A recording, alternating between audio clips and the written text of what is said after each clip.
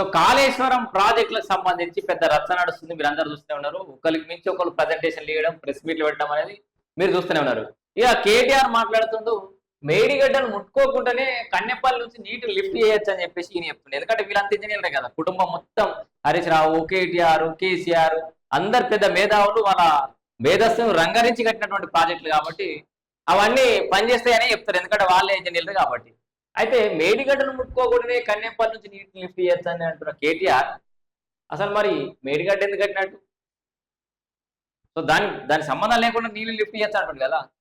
అంటే ఇక్కడనే వాళ్ళకి అర్థం, మేడిగడ్డలో బర్రెలు ఉన్నాయి, ఆ బర్రెలో ఈ కుటుంబం అంతా పడుతుంది, నీళ్లు ఖచ్చితంగా మేడిగడ్డ దగ్గర నీళ్ళు ఆపితే కొట్టుకపోతుంది అనేది అందరికీ అర్థమైపోయింది, వీళ్ళకి కూడా అర్థమైంది. అందుకే దాన్ని ముట్టుకోకుండా నేను నీళ్ళు లిఫ్ట్ చేద్దామని అంటారు. వీళ్ళు మొత్తుకునేది కదే, నాకు 3 నెలలు మంత్రి పదవి అని చెప్పేసి ఆడ హరీష్ రావు అడుక్కుంటాడు.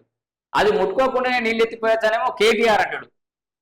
మరి ముట్టుకోకుండా నీళ్ళు ఎత్తిపోయగలిగినప్పుడు అసలు ఆ బ్యారేజ్ని ఎందుకు, భారీ నీటిని ఎత్తిపోయగలిగితే అసలు బ్యారేజ్ని ఎందుకు అని చెప్పేసి రాష్ట్ర ముఖ్యమంత్రి రేవంత్ రెడ్డి క్వశ్చన్ చేసిండు. రామరామోహన్ కూడా నేను మొన్న అడిగినట్టు లేదు డిబేట్లా. సింపుల్ లాజిక్ కదా, దాని అవసరమే లేకుండా నీళ్ళు ఎత్తిపోయగలిగినప్పుడు అది అవసరమే లేదు, ప్రతిసారి కూడా అట్లే ఎత్తిపోసుకునేటోళ్ళం కదా. ఆ 100 కోట్ల రూపాయలు ఇప్పుడు ఆ మేడిగడ్డ సపరేట్, ఆ మేడిగడ్డ కాడ ఎన్ని కోట్ల రూపాయలు అయినాయో, ఆనే కన్నెపల్లి కానీ నీళ్లు ఇట్లా ఫ్లో ఎక్కువ ఉన్నప్పుడు లావట్టుకుంటే ఎత్తిపోతే అయిపోతుంది కదా. సో మేడిగడ్డ, అన్నారం, సుందిల గేట్లు మూసి నీటి నిల్వ చేస్తే ఎత్తిపోతలు సాధ్యం.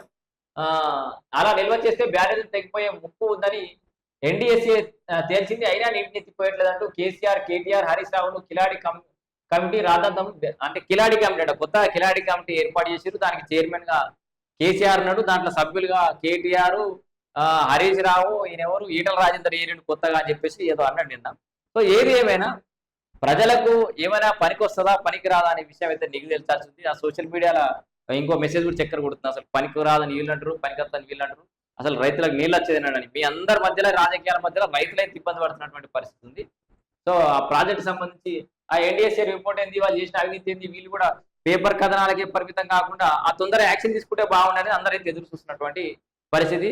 ఇక ఆయన మీద యాక్షన్ ఎందుకు, స్పెషల్ గా ఫామ్ హౌస్లే బందీ అయిపోయింది, అదే జైలు చుట్టూ నా పోలీసులు ఉన్నారని తెలిసేసినప్పటికీ కూడా కొంత యాక్షన్ అయితే తీసుకోవాలి వాళ్ళ మీద.